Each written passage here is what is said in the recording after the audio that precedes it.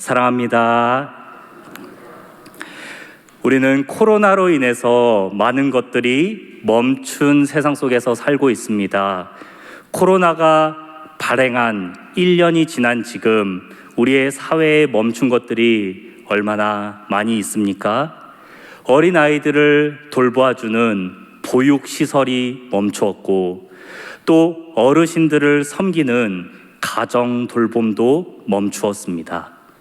뿐만 아니라 아이들의 학업 능력도 멈추어서 쇠퇴하고 있다는 연구 결과도 나오고 있습니다.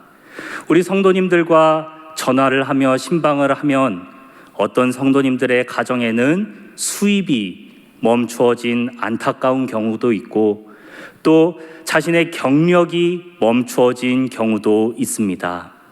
이렇게 우리는 많은 것들이 멈추어진 세상 속에서 살아가고 있는데, 우리에게 당연하다고 생각되었던 것들이 멈추어지고 당연하지 않게 되면서 우리의 삶에 얼마나 많은 혼란이 발생했는지 모릅니다. 우리는 이런 당연한 것들이 멈추어짐으로 인해서 이 일상을 새로 적응하기 위해서 대응하고 저항하면서 힘들게 한 해를 보냈습니다. 제가 이런 성도님들의 상황, 또 지금 우리가 살고 있는 세상을 생각하며 사색에 잠기고 정말 마음이 많이 아팠는데, 이렇게 고민하던 중에 우연히 고개를 조금 돌려서 사무실 창가를 좀 바라봤습니다. 사무실 창가를 바라봤는데 그곳에 제 눈에 화분 하나가 들어왔습니다. 언제부터 놓여 있었는지도 모르는 그런 화분인데, 그 화분을 보고 불현듯 제 마음속에 신기한 마음과 놀라운 마음이 생겼습니다. 이 화분에 있는 가지, 그리고 저 줄기도 우리의 일상처럼 멈춘 것 같아 보이고 메말라 보이는데, 놀랍게도 경칩이 지나니까 그 줄기에서, 그 가지에서 새로운 꽃봉오리가 올라오는 것입니다. 그래서 제가 이 화분을 보면서 하나님께서 창조하신 이 자연이 참으로 놀랍구나. 하나님께서 창조하신 이 자연은 우리처럼 멈춘 것 같아 보이고 회복이 안 될 것 같아 보이는 데에도 하나님의 때가 되니까, 정해놓으신 경륜이 되니까 회복되고 다시 살아나는구나 라고 생각하면서 참으로 신기했던 적이 있습니다. 오늘 저희가 함께 나눌 말씀은 에스라 1장 1절에서 4절의 말씀입니다. 이 말씀 속에는 70년 동안 바벨론의 포로로 끌려갔다가 돌아오는 남유다 백성들의 말씀이 담겨 있습니다. 1년 동안 코로나로 인해서 많은 일상의 것들이 멈춰진 우리에게 70년 동안 역사가 멈추어 있고 70년 동안 하나님께 올려드리는 제사가 멈춰 있었던 이 남유다 백성들의 마음이 어떻게 전달되는지 오늘 말씀을 함께 나누려고 합니다.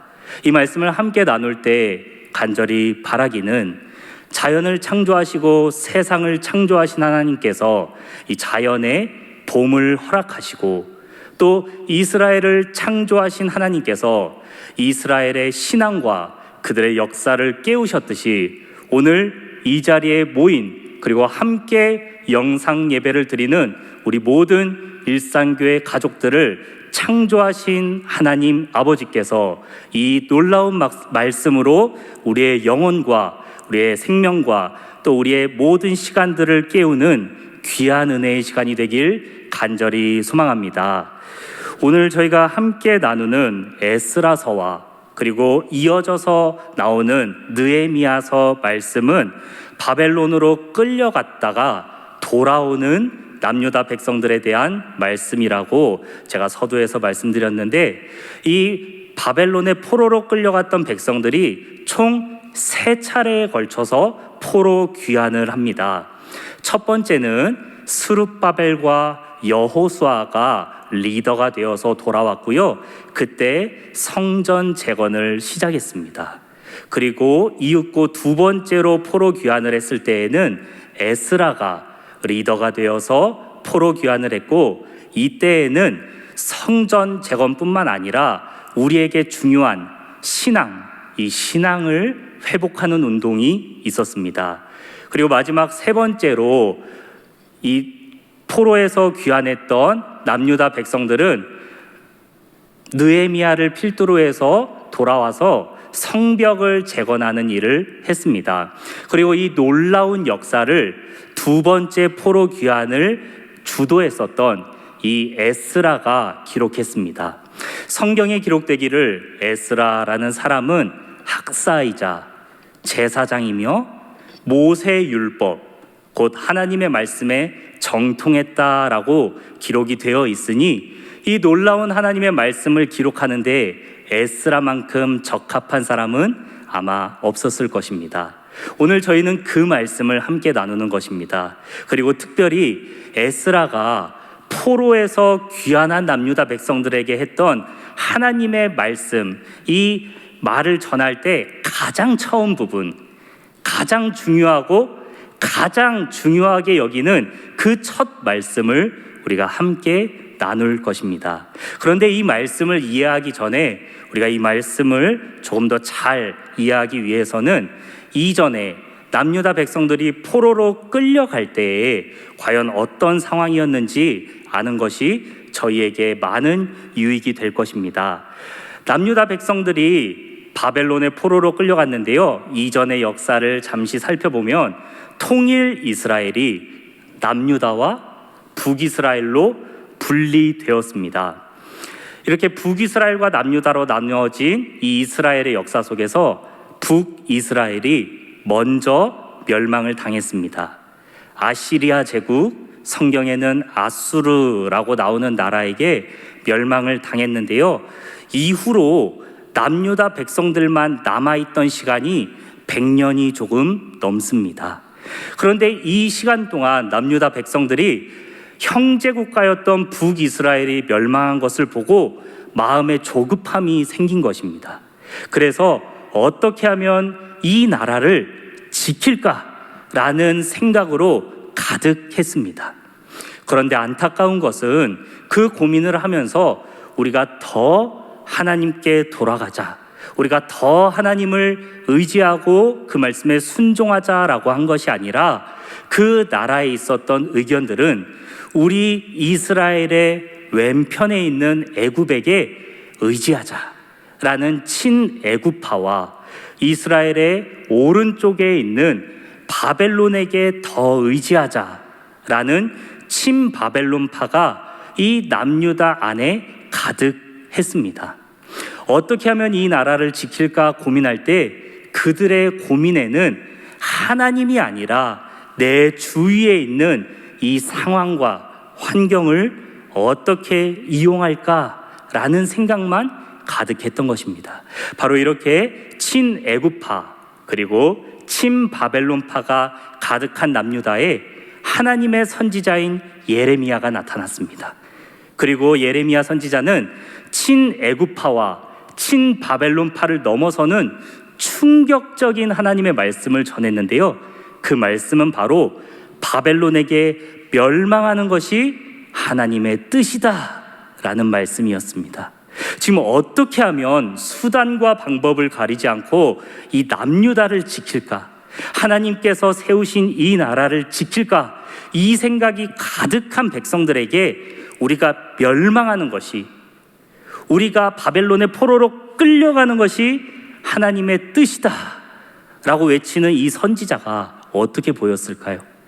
많은 남유다 백성들과 대신들이 이 예레미야를 보고 거짓 선지자다, 나라를 팔아먹은 매국노다 라고 얘기하면서 그를 핍박하지 않았겠습니까? 그리고 이 예레미야가 전한 하나님의 말씀을 듣지 않았습니다. 이렇게 남유다 백성들에게는 하나님의 말씀을 듣는 귀가 없었습니다. 그래서 이들은 이후에 전한 예레미야의 말씀, 너희가 바벨론에 끌려가는 것이 하나님의 뜻이나 하나님께서 반드시 70년이 지나면 이 땅으로 돌아오게 하신다는 그 말씀은 남유다 백성들이 듣지 못했습니다. 뿐만 아니라 하나님의 말씀을 들을 귀가 없었던 남유다 백성들은 이사야를 통해 주시는 말씀도 듣지 못했습니다. 하나님께서 70년 동안 바벨론의 포로로 지낸 남유다 백성들을 돌아오게 하실 때 누구를 통해서 이 역사를 이루시는지 이사야를 통해 예언하셨는데, 하나님께서 기름 부은 사람 고레스를 통해서 이 놀라운 역사를 이룰 것이다 라고 말씀하셨는데, 남유다 백성들은 예레미야의 말도 이사야의 말도 그리고 그들을 통해 들려주시는 하나님의 말씀도 듣지 못했습니다. 그래서 결국 남유다 백성들은 형제 국가였던 북이스라엘이 멸망하는 것을 두 눈으로 보고서도 똑같은 이유로 멸망당하고 바벨론에게 끌려가게 되었습니다. 자, 우리가 이렇게 남유다 백성들이 바벨론에 끌려가기 전에 어떤 상황이었는지 나눴는데요. 두 가지 중요한 약속이 있었습니다. 첫 번째는 예레미야를 통해 주신 하나님의 약속, 바벨론에 끌려가는 것이 나의 뜻이나 반드시 70년이 지나면 이 땅으로 돌아오게 하겠다는 약속. 두 번째는 그 놀라운 약속을 하나님께서 기름 부은 고레스라는 자를 통해서 이룰 것이다 라는 그 약속 두 가지를 우리가 기억하고, 오늘 우리가 함께 읽었던 에스라 1장 1절의 말씀을 다시 한번 읽어보면 좋을 것 같습니다. 에스라 1장 1절의 말씀 우리 함께 읽어보겠습니다. 시작. 바사왕 고레스 원년에 여호와께서 예레미야의 입을 통하여 하신 말씀을 이루게 하시려고 바사왕 고레스의 마음을 감동시키심에 그가 온 나라에 공포도 하고 조서도 내려 이르되 아멘. 우리가 이 말씀을 두 가지 약속을 기억하면서 읽었는데요. 에스라가 이 말씀을 남유다 백성들에게 처음 했던 이유를 우리가 조금은 알 것 같습니다. 남유다 백성들이 지금 처한 상황은 매우 당황스럽고 매우 혼란한 상황이었습니다. 왜냐하면 바벨론의 포로로 끌려가서 수십 년 동안 지냈는데 그 바벨론이 지금 페르시아 제국에게 집어삼킴을 당했습니다. 이런 혼란스러운 상황 속에서 페르시아 제국의 초대 왕이었던 고레스는 갑자기 남유다 백성들에게 고국으로 돌아가라 라는 조서를 내렸습니다. 그러니 얼마나 당황했을까요? 이렇게 당황스러워하고 혼란스러워하는 남유다 백성들의 정신을 번쩍 깨게 하는 말씀이 바로 1장 1절의 말씀이었습니다. 에스라는 이 말씀을 통해서 무엇을 남유다 백성들에게 얘기하는 것일까요? 바로 이 말씀 아니겠습니까? 남유다 백성들아, 지금 우리가 이 예루살렘 땅으로 다시 돌아가게 되는 단 한 가지 이유는 바로 하나님께서 예레미야와 이사야를 통해 우리에게 주셨던 약속 때문이다 라는 사실을 에스라는 남유다 백성들에게 분명하게 얘기했습니다. 오늘 저희가 함께 읽었던 에스라 1장 1절 말씀에 보면 이 놀라운 역사를 이루기 위해 하나님께서 고레스라는 사람의 마음을 감동시키셨다라고 성경은 기록하고 있습니다. 여기서 나오는 감동시키다라는 단어는 두 가지 의미로 번역할 수 있는데요. 첫 번째는 움직이게 하다라는 뜻입니다. 그리고 두 번째는 잠들어 있는 자를 깨우다 라는 뜻이 있습니다. 즉 하나님께서 고레스를 깨우시고 고레스의 마음을 움직이신 이유는 남유다를 향한 하나님의 약속이 있었기 때문이다 라는 것을 남유다 백성들에게 분명하게 에스라가 선포했습니다. 사랑하는 여러분, 남유다 백성들이 이 말씀을 들으면 기분이 어땠을까요? 제가 남유다 백성이었다면 상당히 마음에 가책을 느끼고 그리고 마음이 아팠을 것 같습니다. 왜냐하면 남유다 백성들이 멸망한 이유가 바로 하나님의 말씀을 믿지 않았기 때문에, 그리고 그 하나님의 말씀에 순종하지 않았기 때문에 멸망을 했는데, 그런 남유다 백성들에게 하나님의 약속이 여전히 유효하다라는 말씀을 받았으니 그들의 마음이 편하지는 않았을 것 같습니다. 그리고 역대하 36장 12절에서 16절의 말씀에 보면 남유다 백성들이 멸망을 당한 이유가 4가지로 기록되어 있는데, 이 사실들을 살펴보면 남유다 백성들의 마음이 더욱더 아팠을 것이다 라고 우리가 생각할 수 있습니다. 남유다 백성들이 멸망한 4가지 이유, 첫 번째는 하나님의 말씀에 순종하지 않았기 때문입니다. 하나님 앞에서 겸손하지 않았기 때문에 멸망했다 라고 역대하 기자가 역사에 분명하게 기록했습니다. 두 번째 이유는 하나님께서 우리에게 주신 성전을 더럽혔기 때문이며, 그리고 하나님께로 돌아가지 않았기 때문이다라고 두 번째, 세 번째 이유를 얘기했습니다. 그리고 마지막으로 남유다 백성들이 멸망을 당한 4번째 이유는 하나님의 사신들을 비웃고 하나님의 사신들을 통해 주신 하나님의 말씀을 멸시했기 때문이다라고 역대하 36장에 역사의 기록이 되어 있습니다. 이 말씀을 다시 한번 생각해 보면 하나님 앞에 겸손하지 않고, 그래서 하나님이 아무리 불러도 돌아가지 않고, 그 하나님께서 아주 귀하게 여기시는 성전을 더럽게 하고, 그 성전에서 전하는, 그리고 이 백성들에게 전하는 하나님의 사신들을 비웃고 그 사신들의 입술을 통해 흘러나오는 말씀을 멸시하는 이 남유다 백성들이 역사도 끊어진 것 같고 하나님께 올려드리는 제사도 전혀 드릴 수 없는 이 상황 가운데 있을 때에, 그럼에도 불구하고 하나님께서는 약속하신 때에, 약속하신 방법대로 그대로 남유다 백성들을 구원했다라고 에스라가 1000마디의 그 얘기를 하니 남유다 백성들이 이 말씀을 들으며 얼마나 아팠을지, 그리고 또 한편으로는 얼마나 은혜가 되었을지 생각해 보게 되었습니다. 사랑하는 여러분, 제가 이 말씀을 살펴보면서 묵상하면서 남유다 백성들의 죄가 역사에 이렇게 낱낱이 기록이 되어 있는데, 하나님의 역사에 기록된 나의 죄는 얼마나 많을까라는 생각을 하지 않을 수가 없었습니다. 남유다 백성들의 죄가 요약돼서 단 5절의 기록이 되어 있었는데, 그렇다면 나의 죄는 하나님의 역사에, 하나님의 마음에 어떻게 기록이 되어 있을까? 얼마나 많을까? 나조차도 기억하지 못하는 이 죄들이 얼마나 하나님의 마음을 아프게 했을까? 이런 생각을 묵상하게 되었습니다. 그런데 그 생각에서 그치지 않았던 이유는 그렇게 많은 죄를 갖고 있었던 남유다였음에도 불구하고 하나님께서 약속하신 때에 약속하신 방법으로 이들을 구원했다라는 말씀이 분명하게 기록이 되어 있고 에스라를 통해 선포가 되었기 때문에 이 말씀이 나에게 주시는 말씀이구나라고 생각하게 되었습니다. 사랑하는 여러분, 제가 여러분께 질문을 드렸을 때 여러분의 마음에는 어떤 죄악들이 떠오르셨습니까?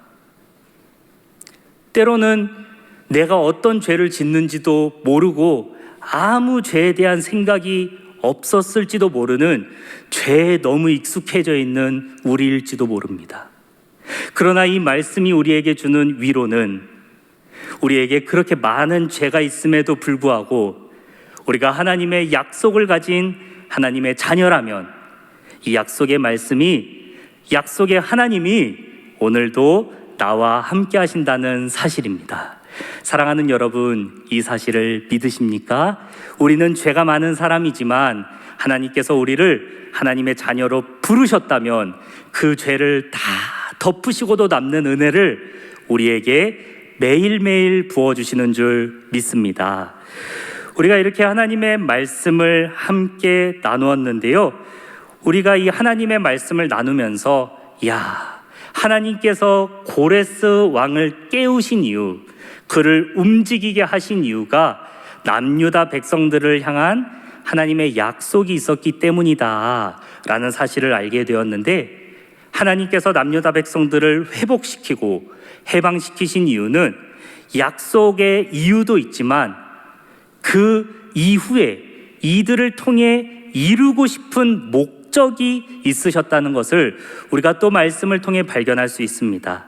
남유다 백성들을 해방시킨 이유는 약속 때문이지만 그들을 해방시킨 목적이 따로 있는데, 그 목적을 하나님께서는 고레스 왕을 통해서 남유다 백성들에게 선포하십니다. 바로 2절 말씀에 나와 있는 것처럼 너희는 예루살렘으로 돌아가서 성전을 지으라.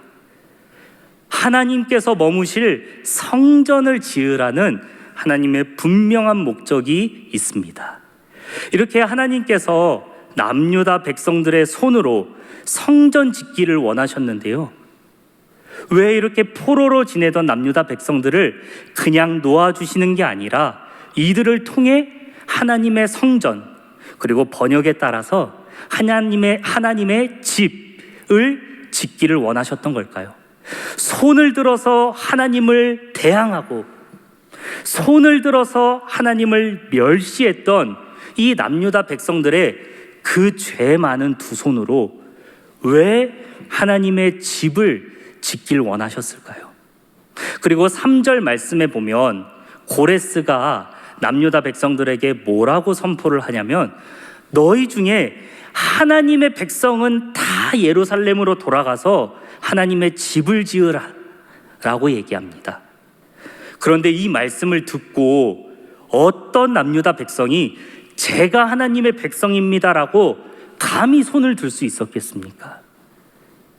하나님께 반역하고 하나님의 말씀을 멸시해서 포로로 끌려온 남유다 백성들이 차마 내가 하나님의 백성입니다, 내가 하나님의 자녀입니다라고 말하지도 못할 그 표현을 들었는데, 하나님께서는 왜 스스로 떳떳하지도 못한 이 남유다 백성들로 하여금 하나님의 성전을 짓게 하시는지 궁금합니다.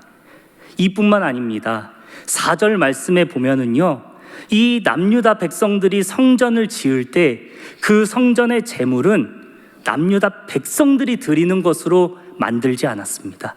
이들은 성전을 지을 힘도 없었고요, 제물도 없었습니다. 심지어 성전을 지으라는 이 명령조차도 남유다의 왕위를 잇는 적통성 있는 왕이 선포한 게 아니라 이방 나라의 왕이 선포했습니다.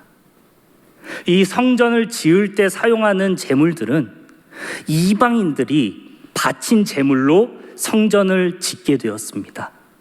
뿐만 아니라 에스라서의 이후의 말씀에 보면은요, 이 성전에서 매일매일 드려지는 제물도 고레스 왕이 명령해서 준 제물로 하나님께 제사를 드립니다. 사랑하는 여러분, 하나님께서 왜 이토록 어려운 상황 가운데서도 하나님의 집을 지으라고 말씀하시는지, 죄 많은 남유다 백성들의 그 손으로 지은 하나님의 집을 왜 이토록 간절히 원하시는지 우리가 묵상해 본다면, 바로 하나님의 은혜를 깨달은 백성들이 다시 하나님과의 관계를 회복하고 하나님께서 그 백성들 안에 간절히 머물고 싶어 하신다는 것을 우리가 발견할 수 있습니다. 사랑하는 여러분, 우리가 이 자리에 나와서 하나님의 말씀을 들으며 하나님의 말씀이 나를 깨우시는 이유는 내가 약속의 자녀여서인 것도 있지만, 이 죄 많은 나를 통해서 이 내 안에 하나님의 머무시는 성전을 짓게 하기 위함이라는 사실을 우리가 이 말씀을 통해 발견할 수 있습니다. 오늘 우리가 이 말씀을 함께 나눴는데요, 이제 말씀을 정리하고 함께 기도하길 원합니다. 오늘 저희가 함께 나눈 에스라 1장 1절에서 4절 말씀은 하나님께서 남유다 백성들을 왜 포로에서 해방시키셨는지, 왜 이들의 멈춰있던 역사를, 왜 이들의 멈춰있던 제사를 깨우셨는지 그 이유를 알게 되었습니다. 그 이유는 이들에게 아무리 죄가 많아도 하나님의 약속의 자녀였기 때문이라는 것을 알게 되었습니다. 오늘 이 사실이 우리의 마음에 다가올 때 우리도 여전히 죄인이지만 하나님의 약속의 말씀이 내 안에 들어와서 자꾸 나를 흔들고 깨우고 내 삶을 자꾸 바꾸려고 하는 이 마음을 느끼신다면 사랑하는 여러분, 그게 바로 내가 하나님의 약속의 자녀임을 믿고 기뻐할 수 있는 우리가 되길 간절히 소망합니다. 그리고 혹시 하나님의 말씀을 들으며 우리가 더 간절히 바라기는, 하나님, 이 말씀을 들을 때에 하나님의 말씀이 나를 깨우시는 것을, 하나님의 말씀이 나를 깨우시는 것을 날마다 내 마음으로 느끼고 내 마음의 감동과 내 눈의 눈물이 멈추지 않게 해달라고 기도하는 저희 모두가 되길 간절히 소망합니다. 사랑하는 가족과 함께 살 집을 짓게 된다면 어떤 생각이 드십니까? 아주 공기가 좋고 전망이 예쁜 곳에 사랑하는 가족과 함께 살 집을 짓는다고 할 때 가끔씩 그 집을 방문하면서 점점 세워지는 그 집을 보면서 너무나 기쁜 마음이 우리에게 있을 것입니다. 저 집에서 함께 우리 부모님을 모시고 저 집에서 우리 사랑하는 자녀들이 뛰어노는 것을 상상하면서 얼마나 기쁘겠습니까? 하나님이 우리를 보고 우리를 바라보시며 하는 생각이 바로 그런 생각이십니다. 우리의 안에 지어질 하나님의 집, 이 죄 많은 내 손으로 지을 그 하나님의 집을 간절히 사모하시면서, 이야, 이 죄인이었던 김원재, 너의 마음에 지을 나의 집이 얼마나 아름다울까. 원재야, 그것을 위해 내가 오늘도 말씀으로 너를 깨운다, 말씀으로 너를 깨운다 라고 하시는 그 말씀이 제게 큰 위로가 되었습니다. 사랑하는 여러분, 우리가 오늘 이 말씀을 함께 나눴는데 이렇게 함께 기도하길 원합니다. 우리가 하나님의 말씀을 받을 때에 이제 불편한 마음으로 받는 것이 아니라 내가 조금씩, 아주 조금씩이라도 하나님께서 기뻐하시는 집으로 세워져 가고 있다는 것을 감사할 수 있는 우리가 되게 해달라고 기도하길 원합니다.